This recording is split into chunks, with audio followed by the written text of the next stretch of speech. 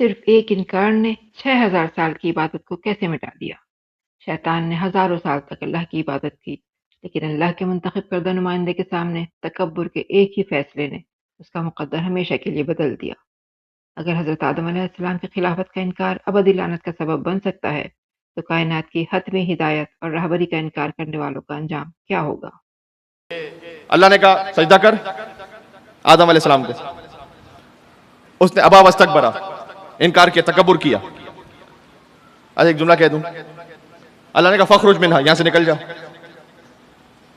तो रजीम भी है, इन्ना अलैका लानती इला यौमिद्दीन, तुझ पर मेरी पर्सनल लानत है।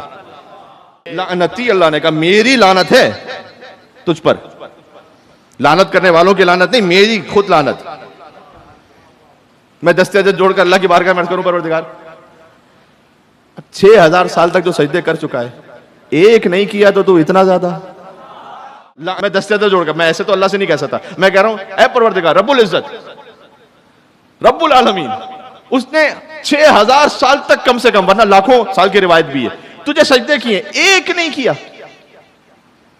उस पर इतना ज्यादा गज़ब है, तू अरहमुर राहिमीन छोड़ के आगे बढ़।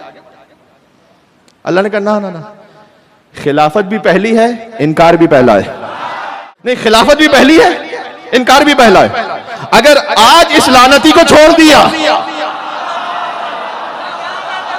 तो ये ट्रेंड बन जाएगा कि जब खलीफतुल्लाह का ऐलान हो, लोग नमाजें पढ़कर आ जाएंगे, रोजे रखकर आ जाएंगे, इबादतें करके आ जाएंगे, कहेंगे खलीफा को नहीं मानूंगा। कहें नहीं नहीं नहीं, जो छोटी खिलाफत हो आदम की, उसको ना माने अल्लाह शैतान बना देता है। तो जो अली की बड़ी खिलाफत है उसे मुसलमान ना कहना, ना मानने वाला शैतान